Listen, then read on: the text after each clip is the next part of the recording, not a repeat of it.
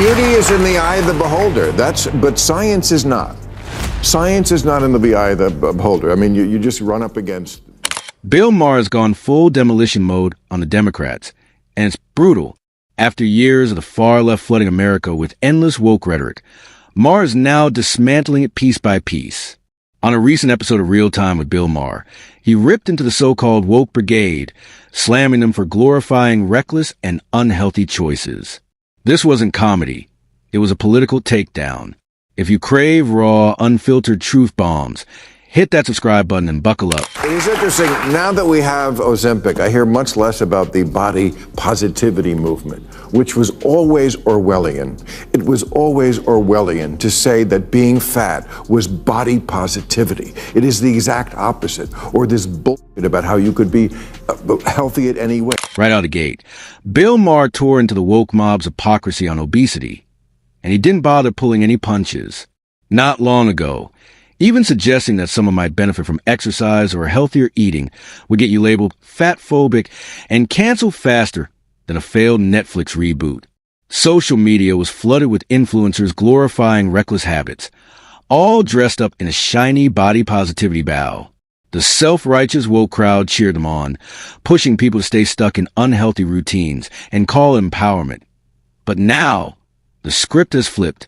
Suddenly, everyone's scrambling to get their hands on an Ozempic prescription to shed pounds overnight. Maher's point? Body positivity was never about empowerment. It was just another hollow, feel-good stunt cooked up by the woke Democrats. But the reality is that people throughout time have an idea of classical standards of beauty. And in our case, in our civilization, there have been an American standard of beauty that actually reflects what people want. And so, well, fat was in at a time.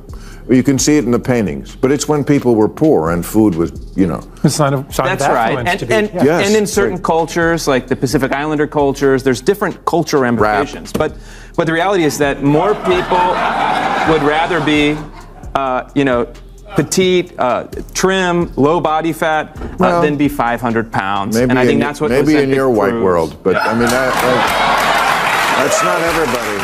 Except for a few rare exceptions.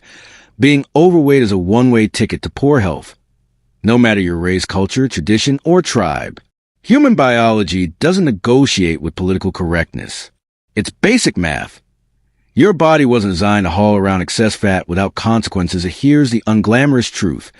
If you consume more fuel than your body can burn, that surplus doesn't just disappear. It sticks to you as fat, quietly punishing your heart, straining your joints, and battering your vital organs. Over time, those extra pounds roll out the red carpet for type 2 diabetes, heart disease, and a much shorter lifespan. Health isn't cultural. It's biological. And ignoring that fact is the fastest way to disaster. Top comics from the U.S. will perform at a festival in Saudi Arabia. What does this suggest about how liberals view the country now? Yeah, I mean, some big names are performing in Saudi Arabia. I mean, who's going? Is my question. It seems high risk. It seems like the thing that might end in a public beheading if you say the wrong thing. I don't think I would keep the jokes right within the lines. Yeah. I don't think this is about politics and how they see Saudi Arabia. I think this is about this. Oh, it is? Yeah. How much are they being paid? Saudi Arabia knows how to bribe. They did it with sports. Now they're doing it with comedy? Yeah. Wow.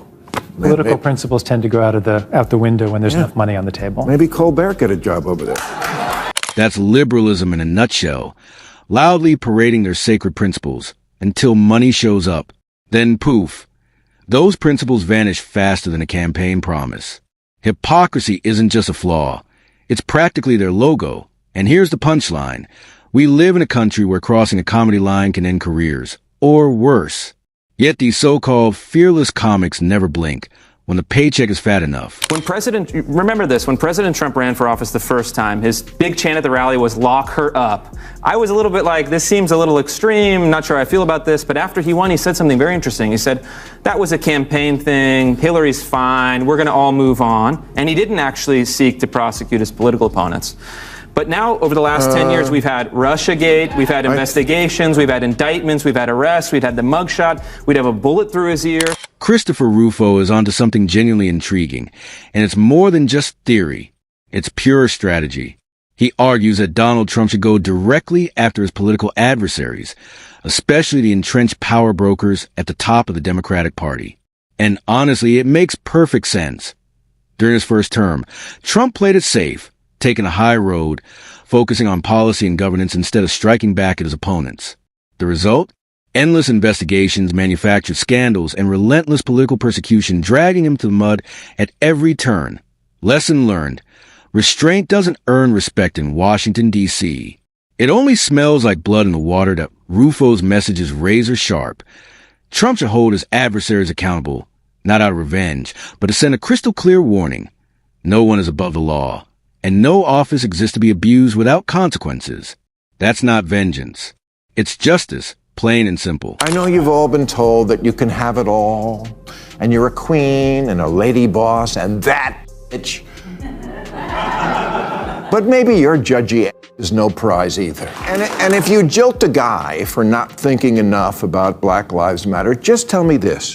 What have you actually done that made any more of a difference in any black life than what your inadequate ex-fiancé did? I asked Senator Adam Schiff here last week when the subject of Trump's sliding poll numbers came up. Okay, but how are the Democrats going to blow it this time? This is how. Posturing, purity tests, the politics of I unfriend you if you're not exactly with me 1,000%. Yes, the Democratic Party is still fumbling its shot at leading this country again, and the reason is as predictable as ever: their obsession with moral grandstanding. Instead of rallying Americans around real solutions, they climb up on their self-built pedestals and preach down at everyone else. It's a tired act, yet one they just can't quit. Their favorite pastime? Alienating half the country simply because those people won't bow to their radical woke agenda. Everyday Americans who care about jobs, security, and stability are cast as villains for not parroting the latest progressive talking points. And rather than learning from past defeats, Democrats double down, lecturing, shaming, and dividing to end doing so. They're squandering their chance to regain power. You'd think after 2016 United States presidential election and 2020 United States presidential election, they'd have caught on.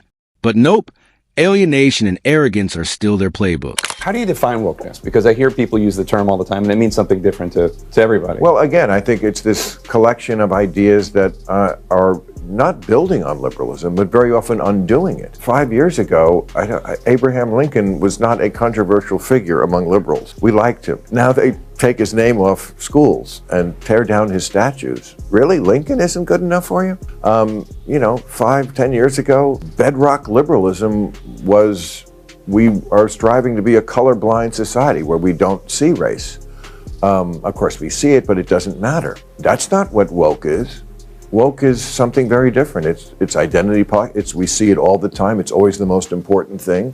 I don't think that's liberalism. In this clip, Bill Maher isn't just taking casual shots at woke. He's on a full-scale mission to annihilate it. For him, this isn't about politics. It's about rescuing common sense from a culture spiraling out of reality. Maher argues that woke ideology isn't just annoying, it's corrosive. It erodes the very foundations of society, trading truth for dogma, reason for outrage, and merit for identity politics. At its core, it's anti-common sense, forcing people to deny plain facts just to appear virtuous. And when a culture starts prioritizing lies over logic, chaos is inevitable. That's why Maher calls it dangerous, because it corrodes trust, fractures communities, and poisons public discourse. He's blunt. If we don't push back, the woke agenda won't just irritate us. It will rip apart the very fabric holding society together.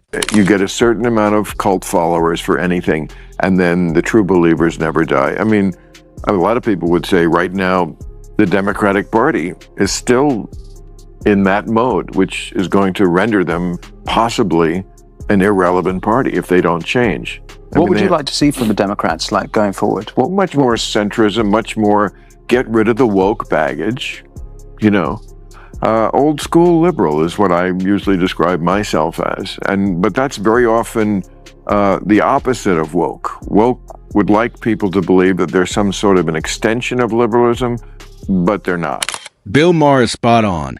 The Democratic Party is trudging toward irrelevance. And without a serious course correction, political oblivion isn't just possible, it's inevitable. History is filled with once mighty parties that rose with promise, but crumbled because they refused to adapt or address real voter concerns. The Democrats are marching down that same doomed path, clinging to ideological purity and woke grandstanding instead of focusing on kitchen table issues like the economy, security, and healthcare. Now look at Donald Trump. When parts of his strategy faltered, he didn't double down on failure. He recalibrated, sharpened his message, and clawed his way back to power. That's the difference between political survival and extinction. Adaptability. If Democrats can't drop the arrogance and face reality, Maher's warning won't just be commentary. It'll be prophecy. If the thought leaders in the Democratic Party keep encouraging and not rebuking the idea that America is cringe, the Democrats are doomed. Alyssa Slotkin's right. Liberals are weak and woke, especially the white ones, and they indulge all sorts of nonsense from their kids, a pattern that then continues on in the Democratic Party. Last election, it was all the gender stuff, the insistence that men can have babies and such. Yep. The Democratic Party has grown weak, spineless, and hopelessly addicted to woke ideology. They can't stand firm on anything they claim to believe. The moment those beliefs are challenged, their entire platform collapses like a house of cards. Even their most prized woke policies buckle under real-world scrutiny.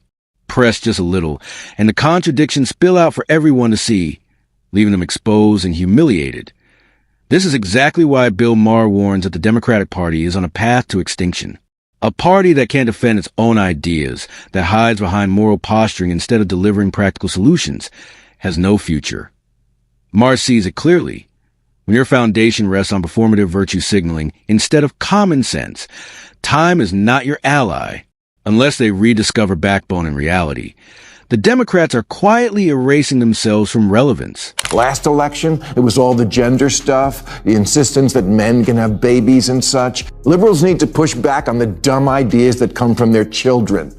It's almost comical how seriously the woke crowd treats kids, as if children are fountains of wisdom instead of, well, children. They elevate teenagers with zero life experience into moral authorities and treat their temper tantrums like revolutionary philosophy to be wide as twisted logic. Kids hold all the answers while adults are just there to take notes. Parenting gets flipped upside down and politics gets warped beyond recognition. No wonder the Democratic Party is in chaos. When your guiding principles come from TikTok sound bites and adolescent outrage, your policies collapse under the weight of reality. Instead of leaning on science, history, or experience, they outsource decision-making to children and then act shocked when it all blows up. Bill Maher is right. When a movement worships youthful ignorance over common sense, disaster isn't just possible. It's inevitable. At the end of the day, Maher's message cuts through the noise. The Democrats are self-sabotaging. Their obsession with woke posturing, moral grandstanding, and hollow policies has left them weak. They alienate half the country, treat children as experts, and crumble under real scrutiny, all while ignoring history's lesson. Parties that refuse to adapt or face reality fade into irrelevance. Maher isn't just mocking them, he's warning them. And unless the Democrats wake up, their so-called progressive future will amount to nothing more than political extinction. And that brings us to the end of today's video. If you enjoyed it, hit the like button and subscribe for more content like this.